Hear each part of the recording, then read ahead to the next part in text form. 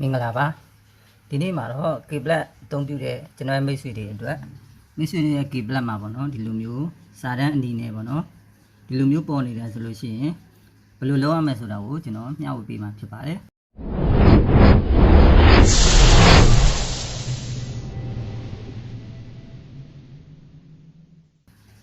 ဒီဥစ္စာကတော့ဗာလဲဆိုတော့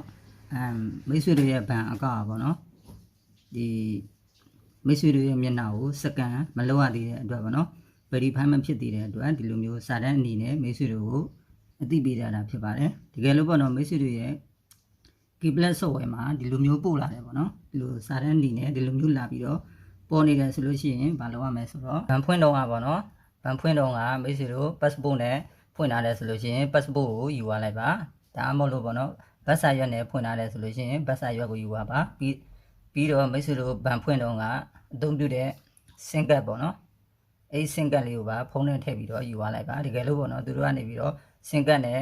ဒီ verify နေပါလေလောက်ရမယ်ဆိုလို့ရှိရင်လည်းမိတ်ဆွေတို့အစင်သစ်ဖြစ်အောင်ပေါ့နော်ဒါပေမဲ့ SIM card ကတော့မလိုဘူးပေါ့နော်ဘဏ်ဖွင့်တော့ဖုန်းနံပါတ်ကိုမေးလို့ရှိရင်ဘယ်ဖုန်းနံပါတ်နဲ့ဖွင့်ထားတယ်ဆိုတာကိုပြောပြလိုက်ရုံနဲ့ရတယ်ပေါ့နော်ဘဏ်ရုံးမှာရှိတဲ့ဘဏ်ဝန်ထမ်းတွေကနေပြီးတော့အဲ့ကျွန်တော်တို့ရဲ့ဘန်စာအုပ်ပေါ့နော်ကျွန်တော်တခုပြောဖို့ကြံပါတယ်ကျွန်တော်တို့သွားလို့ရှိရင်ဘန်စာအုပ်ယူပါနော်ဘန်စာအုပ်ယူပါပြီးတော့ဘန်ကတ်လေးပါယူပါလိုက်ပေါ့နော်ဟိုကြလို့ရှိရင်ဘန်ဝန်ထမ်းတွေကနေပြီးတော့ဒီ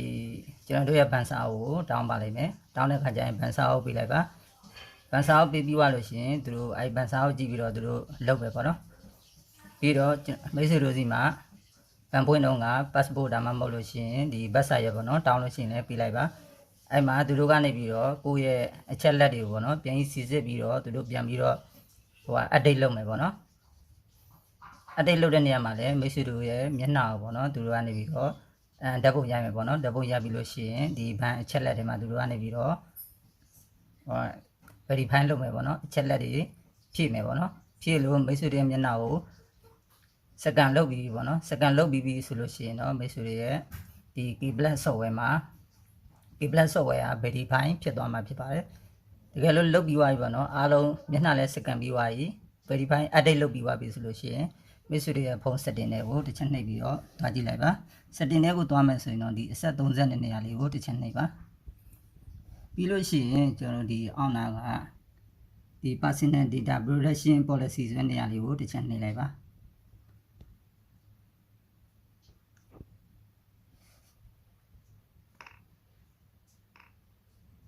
sorry နော်ကျွန်တော်တို့ဒီ personal data protection policy ကိုမသွားအောင်ကျွန်တော်ဒီ setting တွေကိုသွားမယ် setting ကိုသွားပြီးသွားလို့ရှိရင်ဒီနေရာမှာမိတ်ဆွေတို့ဒီ Keyblad ဖွင့်ထားတဲ့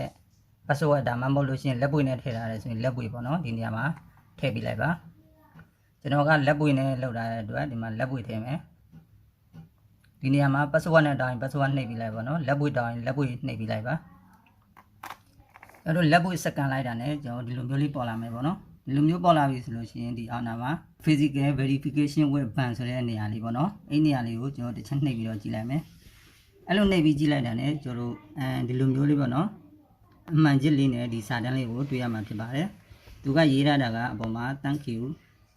you have already verified your favorite ban ပေါ့နော်မိတ်ဆွေတွေရဲ့